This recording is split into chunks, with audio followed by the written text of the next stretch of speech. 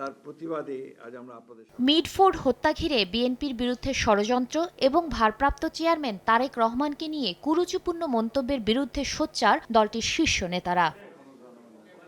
সোমবার সকালে গুলশানে দলের চেয়ারপারসনের কার্যালয়ে সংবাদ সম্মেলন করেন মহাসচিব মির্জা ফখরুল ইসলাম আলমগীর। উপস্থিত ছিলেন স্থায়ী কমিটির সদস্যরা। হত্যাকাণ্ডকে রাজনৈতিক স্বার্থ সিদ্ধির জন্য ব্যবহার করে নির্বাচনের পরিবেশকে বিঘ্নিত করার পরিকল্পনা কিনা এমন সন্দেহ প্রকাশ করেন মির্জা ফখরুল। এই হত্যাকাণ্ডের ঘটনা কোনো রাজনৈতিক স্বার্থ সিদ্ধির জন্য ব্যবহার হচ্ছে কিনা এবং এর মাধ্যমে আসন্ন জাতীয় নির্বাচনের পরিবেশকে বিঘ্নিত করার জন্য বিশেষ কোনো মহলের প্ররোচনায় এই ধরনের ঘটনাকে অজুহাত হিসেবে ব্যবহার করা হচ্ছে কিনা এ নিয়ে সন্দেহ করবার যথেষ্ট অবকাশ রয়েছে। নৃশংস হত্যাকাণ্ডের অন্তর্নিহিত কারণ অনুসন্ধানের জন্য আমরা উপযুক্ত ব্যক্তিবর্গের সমন্বয়ে একটি তদন্ত ও তথ্যানুসন্ধানী কমিটি গঠনের সিদ্ধান্ত নিয়েছি। অ্যাকনন সোপ দেশের নম্বর 1 হালাল অ্যান্টিব্যাকটেরিয়াল সোপ, ন্যাচারাল ব্যাকটেরিয়ালাইসিসের সুরক্ষায় ফ্রেশ ও অ্যাক্টিভ সবসময়।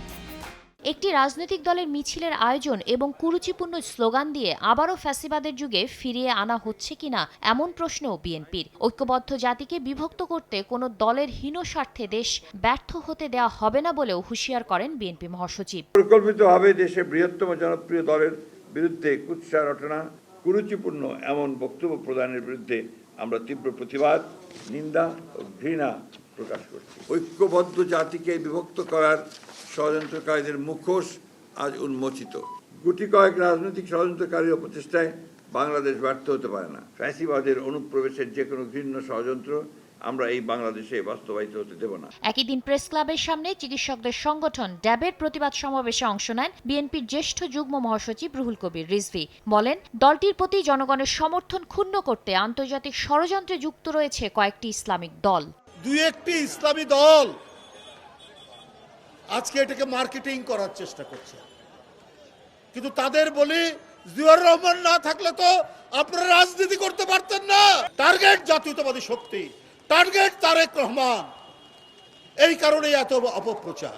একটি আন্তর্জাতিক চক্রান্ত তো রয়েছে, সেই পা দিয়েছেন দুই একটি ইসলামী দল। দলের বিরুদ্ধে ষড়যন্ত্রে পা না দিয়ে সবাইকে সতর্ক থাকার আহ্বান জানান বিএনপি নেতারা।